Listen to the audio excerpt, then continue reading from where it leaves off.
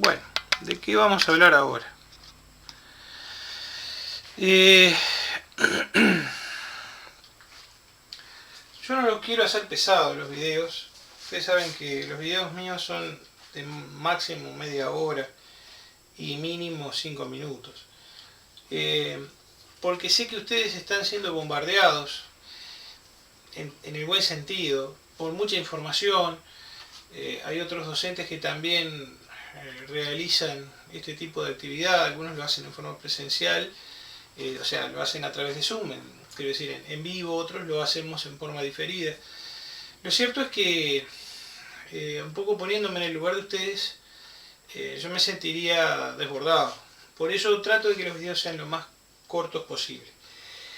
No obstante, a raíz de, o en contrapartida más bien, de la brevedad en la forma en que nosotros tratamos de explicar las cosas, que a veces se nos va un poco, pero la intención no es esa, no es que se nos escape, que no se nos vaya lejos.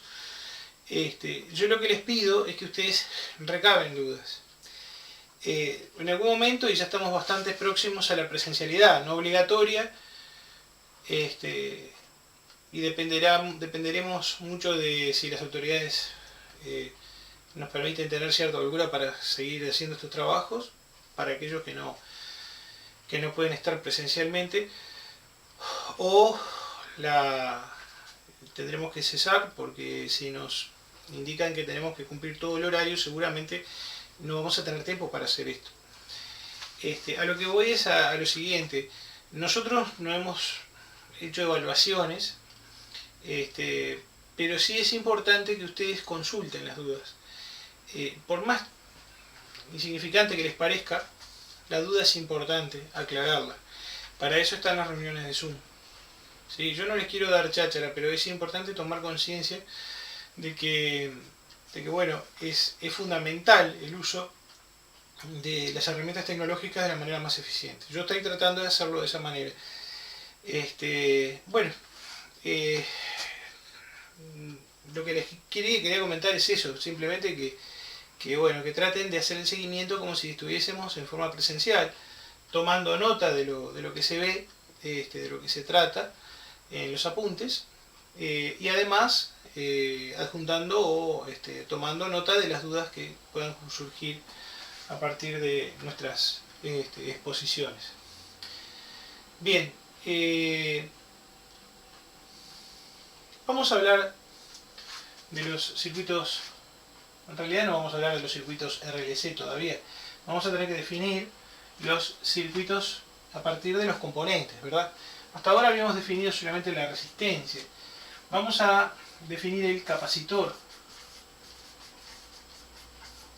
¿Qué es el capacitor? Bueno, es un elemento básico, pasivo, ¿sí?, de red, que tiene como principal característica el almacenar energía en forma de campo eléctrico y devolver esa energía, ¿sí? O sea, la almacena y es capaz de devolver una cantidad finita de energía, o sea, la misma cantidad que absorbió.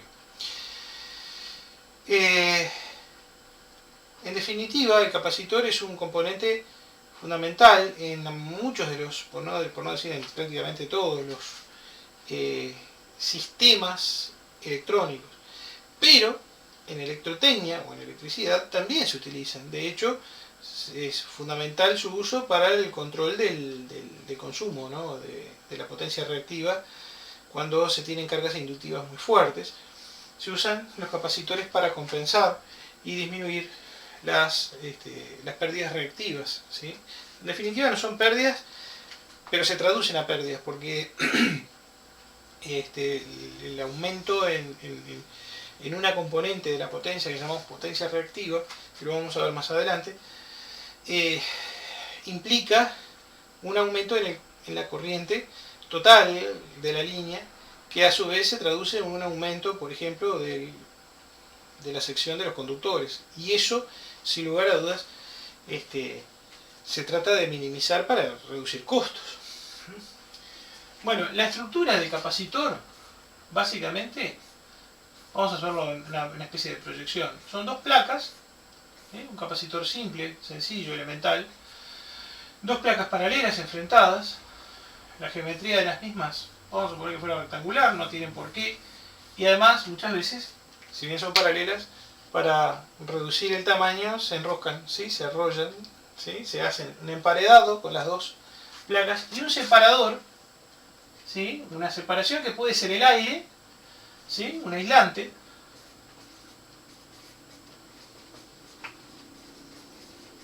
llamado dieléctrico, ¿sí? Estas dos serían las placas conductoras.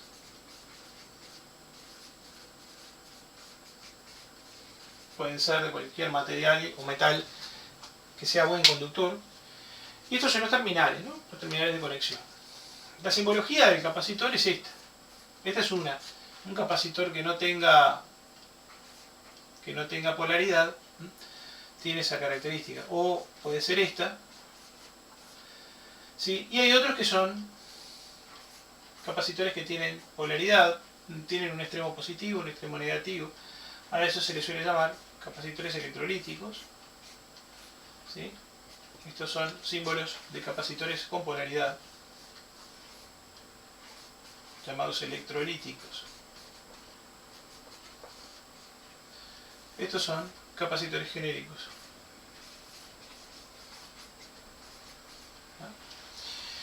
Bueno, la capacidad es la propiedad que tiene el capacitor para almacenar la carga eléctrica. Cuanto más grande sea la capacidad, ¿sí? Para las mismas prestaciones, ¿sí? En cuanto a los mismos sometimientos eléctricos, la cantidad de carga almacenada es mayor. Digo, sometimientos eléctricos me refiero a la tensión aplicada, ¿no? La tensión para dos capacitores que sean diferentes, uno con más capacidad que otro, ¿sí?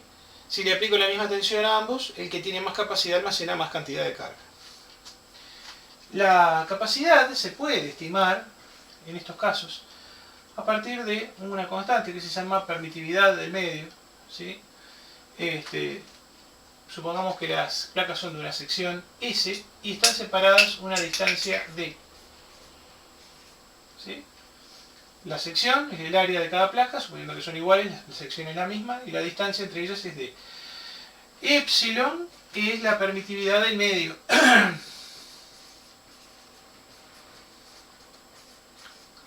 Dieléctrica.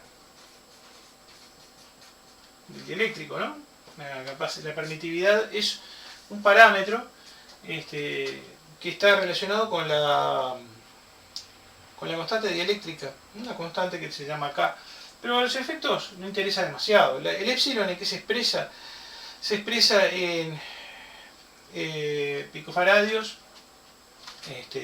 o en microfaradios, o en nanofaradios por metro, ¿sí? Y se calcularía la capacidad aproximadamente como epsilon por la sección sobre la distancia que separa las placas, ¿sí? Esto es simplemente los efectos de una estimación cuando se trata de un capacitor con estas características.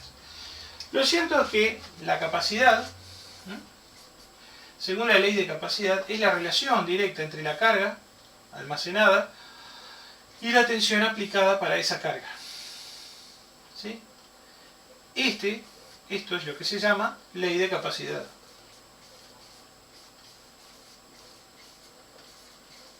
O ley general de capacidad. Es la carga eléctrica almacenada sobre la tensión entre las placas, ¿sí? Ese coeficiente, cuanto más grande sea, mejor, obviamente. Bien. Cada medio, esto es simplemente un comentario que no quiero dejar pasar. Según el dieléctrico que usemos, si es aire, la permitividad asume el valor de 8,85 picofaradios por metro. Pero, por ejemplo, para otro tipo de aislantes, ¿sí? se ubican los valores de epsilon, la permitividad, en niveles más altos. La permitividad dieléctrica, en general, cuando se trata de dieléctricos, por ejemplo, aceite, o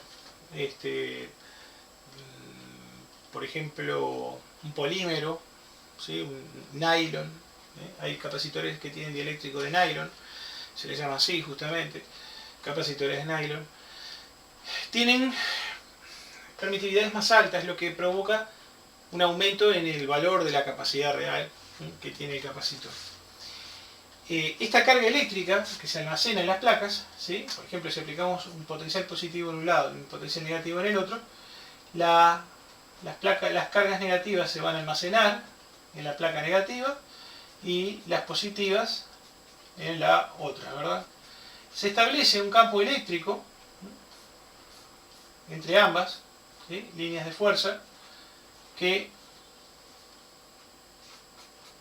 determinan que, por un lado, las cargas se mantienen en ese lugar, en los conductores, en las placas conductoras, pero no se pueden trasladar, no puede haber equilibrio electrostático, no puede haber equilibrio eléctrico, quiero decir, no se pueden trasladar los electrones hacia el lado donde están las cargas positivas, o las cargas positivas, si se quiere, que no son las que se mueven, como ya lo hemos dicho alguna vez, no pueden ser compensadas por los electrones, porque no hay un medio conductor entre ellos. Y eso es lo que debe pasar, que no exista un conductor que permita que las cargas se pasen de una placa a la otra, porque en ese caso el capacitor se desinfla, ¿no?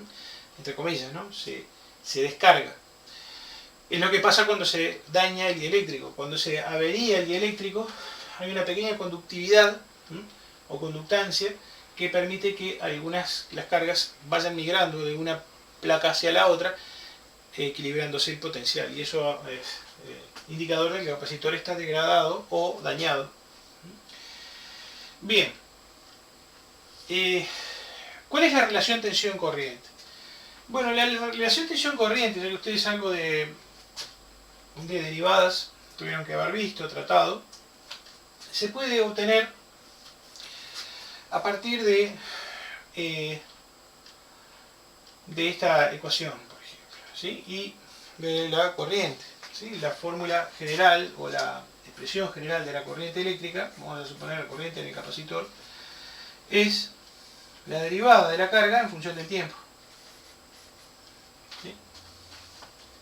Vamos a ponerlo simplemente IC para no confundirlo. No es mi intención, no es un curso de teoría de redes, esto es simplemente una reseña de algo que ya hemos trabajado, pero tampoco vamos a profundizar demasiado porque no es el propósito del curso. Tenemos muchas cosas más para ver. Si nosotros despejamos de la ley de capacidad la carga es C por la tensión. Si sustituimos esta expresión aquí adentro, derivamos esta expresión en función del tiempo, obtenemos la relación diferencial tensión-corriente. Es decir, la derivada de la capacidad por la tensión en función del tiempo. Si la capacidad es constante, lo dejamos fuera del operador de la derivada y derivamos solamente la tensión en función del tiempo. Y esta es la relación tensión-corriente fundamental, que sirve para todos los casos, es universal, siempre y cuando la capacidad sea constante, evidentemente. Tengamos presente de que no importa la función de onda que desarrolle BC, si hago la derivada en función del tiempo, por la capacidad me da la corriente. ¿Esto qué me indica?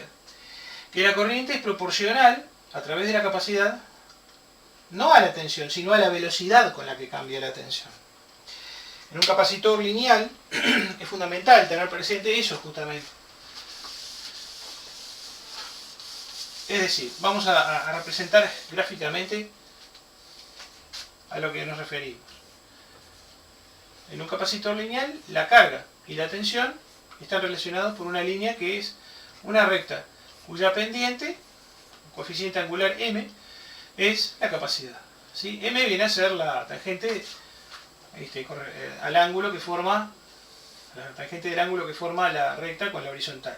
¿Sí? Si yo duplico la tensión, la carga almacenada se duplica, etc.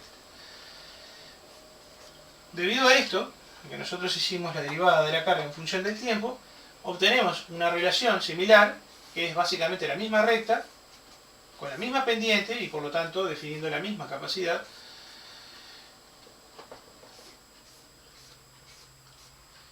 que relaciona la corriente que circula por el capacitor con la velocidad de variación de la tensión.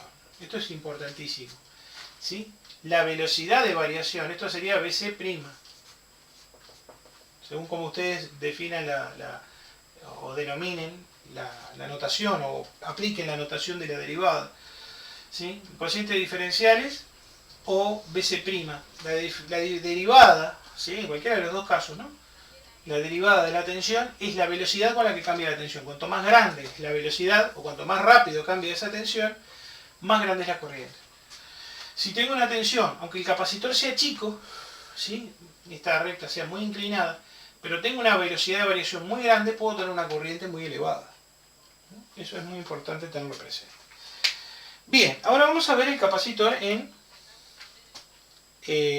corriente alterna. Esta fue una presentación muy básica, ¿sí? Seguramente en el libro ustedes lo podrán ver con más cuidado. Pero vamos a partir el video en varias partes. En este caso en dos. Voy a terminar acá y seguimos con el siguiente video que relaciona al capacitor con la corriente alterna. Cómo trabaja en corriente alterna. Y ver el principio de carga y descarga. Ese es otro tema que también quiero ver. Capaz que vemos primero la carga y la descarga y después vemos la aplicación en alterna. ¿Tá? Primero vamos a ver carga y descarga del capacitor. Muy breve también como para que tengan una idea. Gracias.